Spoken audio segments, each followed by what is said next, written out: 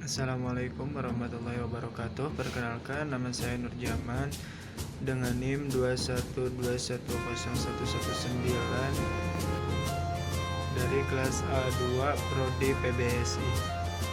Di sini saya akan mencoba untuk menjelaskan tentang dinamisasi Pancasila dalam hukum.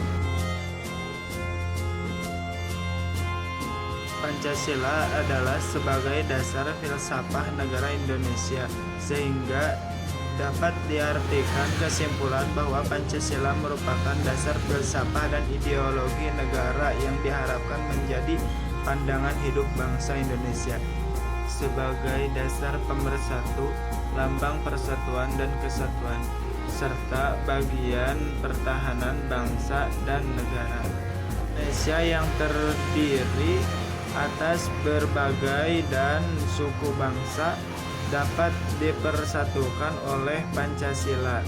Itu sebabnya seringkali Pancasila dianggap sebagai ideologi yang sakti. Siapapun coba menggulingkannya akan berhadapan langsung dengan seluruh komponen-komponen kekuatan bangsa dan negara Indonesia. Pancasila Kemerdekaan. Ketika Dr. Rajiman Weddiodiningrat selaku Ketua Badan dan Penyelidik Usaha Persatuan Kemerdekaan BPUPK pada tanggal 29 Mei 1945 meminta kepada sidang untuk mengemukakan dasar negara Indonesia merdeka. Permintaan itu menimbulkan rangsangan anamnesis yang memutar kembali ingatan para pendiri bangsa ke belakang.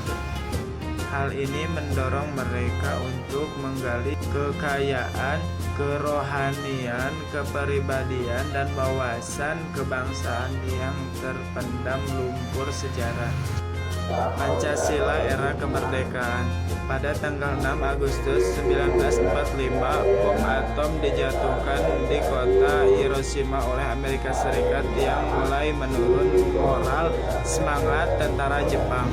Sehari kemudian BPUPKI berganti nama menjadi PPKI, menegaskan keinginan dan tujuan mencapai kemerdekaan Indonesia. Bom atom kedua dijatuhkan di Nagasaki yang membuat Jepang menyerah kepada Amerika dan sekutunya. Peristiwa ini pun dimanfaatkan oleh Indonesia untuk memproklamasikan kemerdekaannya. Pancasila era Orde Lama.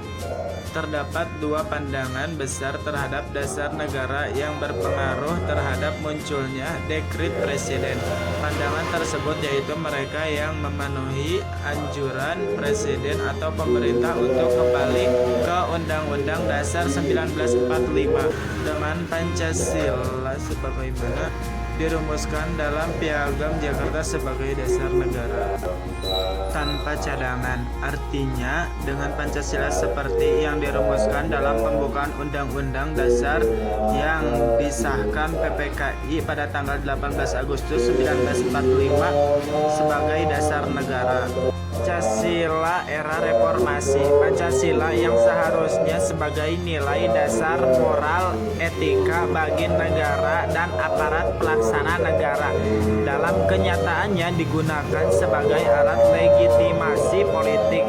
Puncak dari keadaan tersebut ditandai dengan hancurnya ekonomi nasional, maka timbullah berbagai gerakan masyarakat yang dipelopori oleh mahasiswa, cendekiawan, dan masyarakat sebagai gerakan moral politik yang menurut adatnya reformasi di segala bidang politik, ekonomi, dan hukum.